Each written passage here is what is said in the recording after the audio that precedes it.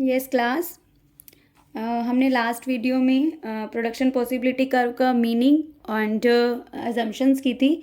तो इसमें अब हम देखेंगे स्केड्यूल एंड कर्व कि प्रोडक्शन पॉसिबिलिटी का स्केड्यूल एंड कर्व कैसे बनता है। ओके, तो पीपीसी कर्व का हम स्केड्यूल देखते हैं। सबसे पहले जो पीपीसी कर्व है उसका स्केड्यूल, उसकी टेबल कैसे बनती है। हमने स्टूडेंट देखा था जो प्रोडक्शन पॉसिबिलिटी कर्व होता है उस पर वो एक इमेजनरी लाइन होती है और हम उस पर टू गुड्स का कॉम्बिनेशन देखते हैं। ओके, हम पीपीसी कर्व में टू गुड्स का कॉम्बिनेशन बनाते हैं। हमारे जो गिवन रिसोर्सेज हैं इकोनॉमी में उनके बेसिस पे प्रोडक्शन करते हैं और दो गुड्स का कॉम्बिनेशन बनाते हैं। तो स्टूडेंट सबसे पहले हम क्या मेंटेन करते हैं, कॉम्बिनेशन। पीपीसी बनाने के लिए हमें कॉम्बिनेशन बनाना पड़ता है और टू गुड्स का कॉम्बिनेशन, गुड एक्स कोई भी हो सकती है एंड गुड वाई। ओके, दो गुड्स का कॉम्बिनेशन हम देखते हैं। ओके, तो अभी हम ये कॉम्बिनेशन बनाएंगे स्टूडेंट। हमें गिवन रिसोर्सेज पर अपना प्रोडक्शन करना होता है। तो स्टूडेंट हम सबसे पहले कॉम्बिनेशन ए बनाते हैं जिसमें हम गुड एक्स क्या कर रहे हैं, 0 प्रोड्यूस कर रहे हैं और सारे के सारे रिसोर्सेज किस में लगा रहे हैं, गुड वाई को प्रोड्यूस करने में लगा रहे हैं और 15 यूनिट हम उस गुड्स की प्रोड्यूस कर पा रहे हैं। ओके, तो गुड कॉम्बिनेशन बी देखते हैं। हम गुड एक्स 1 यूनिट प्रोड्यूस कर रहे हैं और गुड वाई हम 14 यूनिट प्रोड्यूस कर रहे हैं। कॉम्बिनेशन सी देखते हैं। गुड एक्स हम 2 यूनिट्स प्रोड्यूस कर रहे हैं और गुड वाई हम 12 यूनिट प्रोड्यूस कर रहे हैं। अभी स्टूडेंट देखिए, अगर हमें एक एक यूनिट को क्या करना है, प्रोड्यूस करना है, तो इसके लिए हमें क्या करना पड़ रहा है, गुड वाई को सेक्रीफाइस करना पड़ रहा है। ओके, और कॉम्बिनेशन डी देखते हैं। 3 यूनिट हम गुड एक्स प्रोड्यूस कर रहे हैं, एक और हमने एक्स को प्रोड्यूस किया, उसके लिए हमने गुड वाई 9 प्रोड्यूस किया। ओके, क्योंकि रिसोर्सेज गिवन है। अगर हम चाहें कि 12 हम ये कर लें, 12 हम इसका प्रोडक्शन कर लें और 3 हम इसका प्रोडक्शन कर लें, वो पॉसिबल नहीं है क्योंकि जो रिसोर्सेज हैं वो हमारे पास क्या है, फिक्स हैं और गिवन है। उतने ही रिसोर्सेज पे हमें अपना काम करना है। तो अगर हम इसको एक और बना रहे हैं, इसका एक और प्रोडक्शन कर रहे हैं, तो हमें यहीं से अपने रिसोर्सेज को कम करना पड़ेगा ना। तो हमें यहाँ पे प्रोडक्शन को कम करना पड़ रहा है। अगर हम गुड एक्स 4 प्रोड्यूस करते हैं तो गुड वाई हमें 5 प्रोड्यूस करना है और गुड एक्स अगर हम 5 प्रोड्यूस कर रहे हैं तो गुड वाई हमें 0 प्रोड्यूस करना है। ओके, तो ये हमारा क्या है, कॉम्बिनेशन है किसका, good X and good Y का, जो हमने अपने गिवन रिसोर्सेज के बेसिस पे कॉम्बिनेशन बनाया कि आपके पास ये रिसोर्सेज हैं और आपको इतने इतने रिसोर्सेज पे इतना इतना प्रोडक्शन करना है। ओके, तो अभी अभी हमने क्या देखा, हमें एक बात बिल्कुल क्लियर हो रही है इस टेबल से कि जैसे जैसे हम गुड एक्स को प्रोड्यूस कर रहे हैं, ओके, जैसे जैसे हम गुड एक्स की क्वांटिटी को बढ़ा रहे हैं 1 1 करके सॉरी, तो गुड वाई हमें क्या करना पड़ रहा है, सेक्रीफाइस करना पड़ रहा है, हमें उसको कम करना पड़ रहा है। ओके, तो अगर हम इसका डिफरेंस चेक करें स्टूडेंट, तो इसको हमें एक बनाने के लिए 1 का सेक्रीफाइस किया, इसको 1 बनाने के लिए हमने 2 का सेक्रीफाइस किया, इसका 1 गेन करने के लिए, 1 प्रोड्यूस करने के लिए हमने 3 का सेक्रीफाइस किया, यहाँ पर 1 और बनाने के लिए 4 का सेक्रीफाइस किया, यहाँ पर 1 और बनाने के लिए 5 का सेक्रीफाइस किया। तो आपको स्टूडेंट ये दिख रहा है कि अगर हमने एक एक यूनिट को बनाना है तो हमें सेक्रीफाइस ज़्यादा का करना पड़ रहा है। जैसे जैसे हम आगे आगे एडिशनल यूनिट प्रोड्यूस कर रहे हैं ना, हमें सेक्रीफाइस ज़्यादा यूनिट का करना पड़ रहा है। ओके, इंक्रीजिंग रेट से ये सेक्रीफाइस हो रहा है, 1 के बाद 2, यहाँ पे देखो 1 का डिफरेंस है, 2 के बाद 3, 1 का डिफरेंस है। ठीक है, ये एक यहाँ पे 1 यूनिट सेक्रीफाइस की, यहाँ 2 यूनिट सेक्रीफाइस की, मतलब 1 2 हो गए। ठीक है, 2 के बाद 3 यूनिट को सेक्रीफाइस करना पड़ा, 3 के बाद 4 यूनिट को सेक्रीफाइस करना पड़ा, 4 के बाद 5 यूनिट को सेक्रीफाइस करना पड़ा। तो इसलिए ये एक नहीं है, ये 1 1 1 नहीं आया ना, हमें इंक्रीजिंग रेट से इसको क्या करना पड़ रहा है, सेक्रीफाइस करना पड़ रहा है। ओके, तो स्टूडेंट जो ये रेशो होता है कि सेक्रीफाइस का और प्रोडक्शन का, मोर गुड प्रोड्यूस करने का, तो इस रेशो को हम क्या बोलते हैं स्टूडेंट, MOC एंड MRT। आप इसको किसी भी नेम से बुला सकते हैं, MOC एंड MRT। MOC क्या होता है स्टूडेंट, MOC का मतलब होता है marginal opportunity cost, marginal opportunity cost. Okay, जो MOC होता है स्टूडेंट वो क्या होता है, मार्जिनल अपॉर्चुनिटी कॉस्ट। और जो MRT होता है स्टूडेंट, MRT क्या होता है student, marginal rate of transformation, marginal rate of transformation,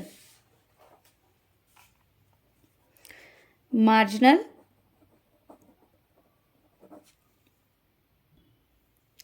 marginal opportunity cost. And MRT क्या होता है students? Marginal rate of transformation. बेटा ये याद रखना कि PPC में ट्रांसफॉर्मेशन वर्ड आता है, ठीक है। MRT आगे और भी आएंगे। तो PPC में मार्जिनल रेट ऑफ ट्रांसफॉर्मेशन आता है। ट्रांसफॉर्मेशन मतलब चेंज हो जाना, इसमें यूनिट्स का चेंज हो रहा है, ओके, ट्रांसफॉर्मेशन। अभी MOC होता क्या है, MRT होता क्या है, ये हमें पता होना चाहिए। तो स्टूडेंट जो MOC होता है ना, MOC क्या होता है? Which is sacrifice to produce an additional unit. MOC क्या होता है? Which is marginal opportunity cost क्या होती है? जो क्या की जाती है? सेक्रीफाइस की जाती है, which is sacrifice to produce an additional unit of particular good. ये होता है marginal opportunity cost. Marginal opportunity cost क्या होता है student? Marginal opportunity cost which is sacrifice to produce an additional unit of particular good, okay. ये होता है MOC। MRT क्या होता है स्टूडेंट? हैं तो दोनों सेम। MRT क्या होता है? मार्जिनल रेट ऑफ ट्रांसफॉर्मेशन क्या होता है? मार्जिनल रेट ऑफ ट्रांसफॉर्मेशन होता है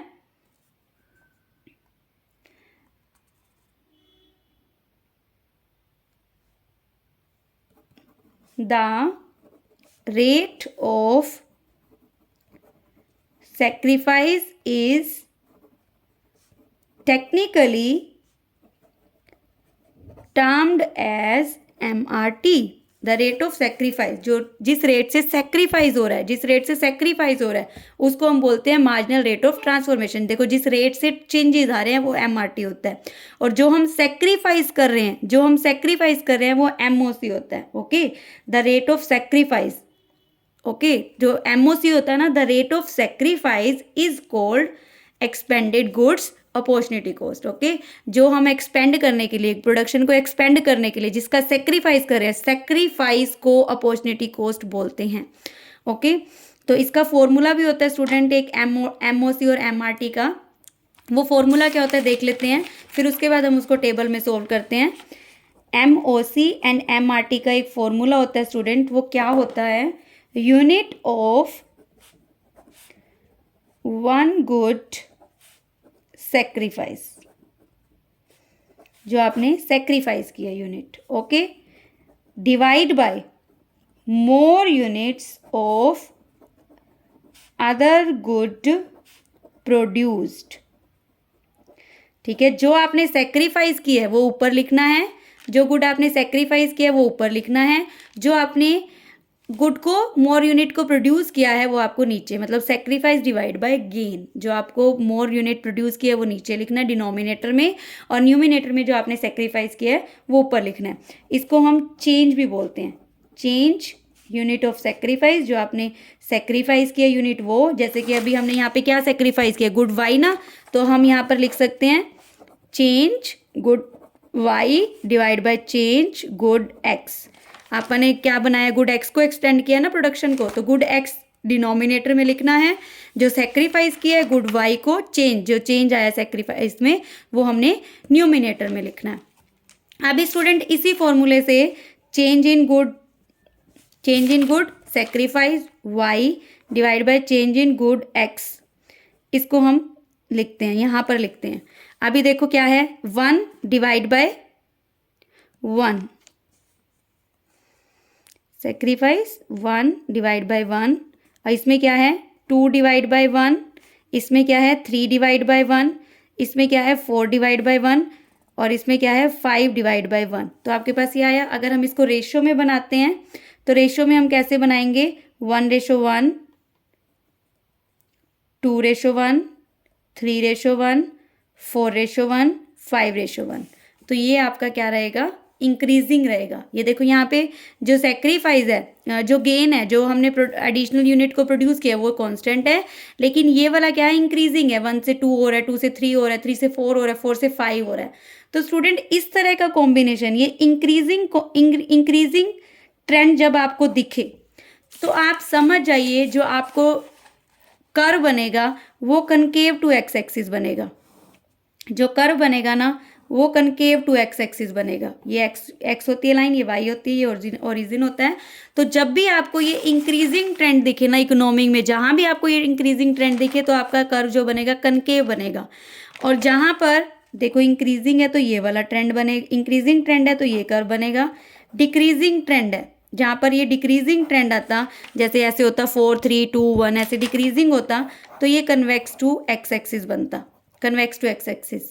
ओके, अगर ये कांस्टेंट होता तो आपका ये स्ट्रेट लाइन बनता। ओके, पीपीसी इन कर्व में हो सकते हैं, लेकिन ये हाइपोथेटिकल सिचुएशन है। ओके, ये हर जगह नहीं होती, हाइपोथेटिकल सिचुएशन है। पीपीसी कभी भी ऐसे नहीं बनता, क्योंकि पीपीसी का एमओसी एमआरटी ऑलवेज इंक्रीजिंग आता है, और अगर ऑलवेज ये इंक्रीजिंग ही आता है तो इसका curve concave to X axis बनेगा।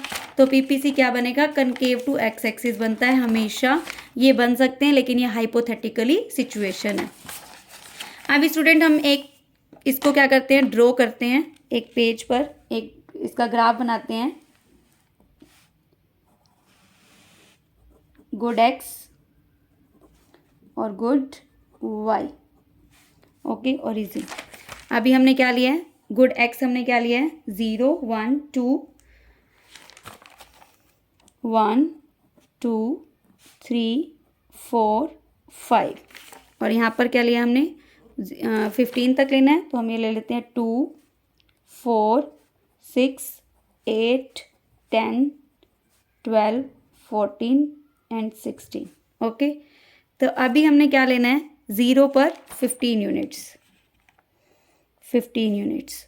ओके, देन 1 पर 14 यूनिट्स, 1 पर 14 यूनिट्स, 1 पर 14 यूनिट्स, 1 पर 14 यूनिट्स।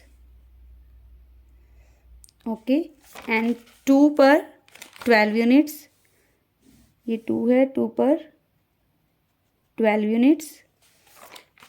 3 पर 9 यूनिट्स, 9 यूनिट्स।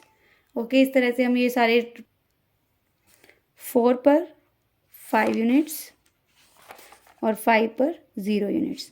तो ये हमारे पास क्या आया, ये हमारे पॉइंट्स आए। अभी हम इसके ऊपर क्या करते हैं, लाइन ड्रॉ करते हैं।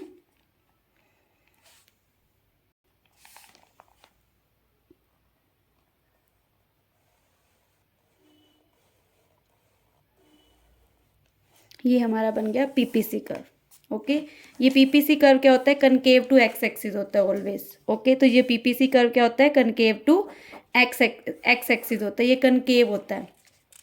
स्टूडेंट इसमें कुछ पॉइंट्स होते हैं, जैसे हमारे पास ये कॉम्बिनेशन था A B C D and E.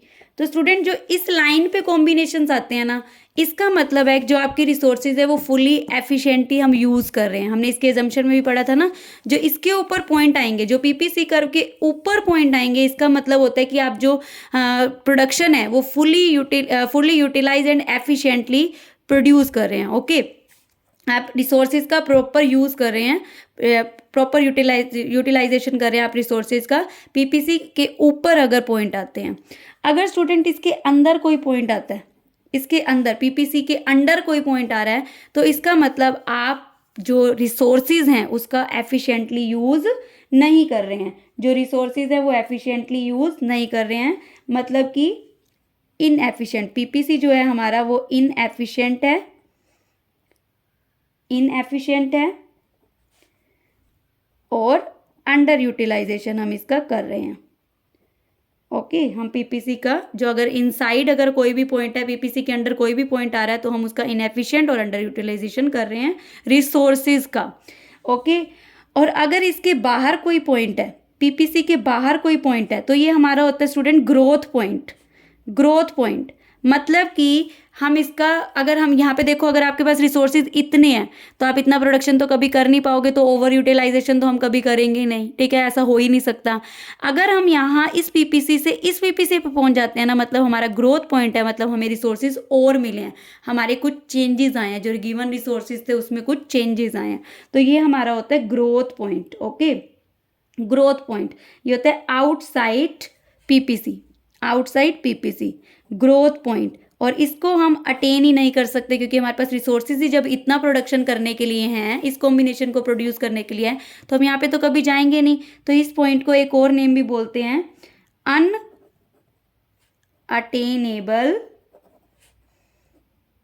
Unattainable point. Okay, जिसका मतलब होता है नॉट पॉसिबल, क्योंकि हमारे पास रिसोर्सेज ही नहीं है इस पॉइंट तक प्रोडक्शन करने के लिए, रिसोर्सेज ही नहीं है, तो ये होता है अनअटेनेबल पॉइंट। अगर हम यहाँ पर आ गए, इस पॉइंट पे आ गए, तो हमारा ग्रोथ पॉइंट होगा ये। ओके, तो स्टूडेंट जो पीपीसी के ऊपर होते हैं वो होते हैं full utilisation of resources, PPC के अंदर होता है inefficient and under utilisation of resources, और जो पीपीसी के बाहर होता है growth point, unattainable point. Okay student, तो ये हमारा पीपीसी, ये हमारा कंप्लीट पीपीसी है। स्टूडेंट नेक्स्ट वीडियो में हम करेंगे shift PPC, shift in PPC, movement in PPC, okay, rotation in PPC. तो स्टूडेंट नेक्स्ट वीडियो में हम ये पॉइंट करेंगे। So keep learning student, thank you.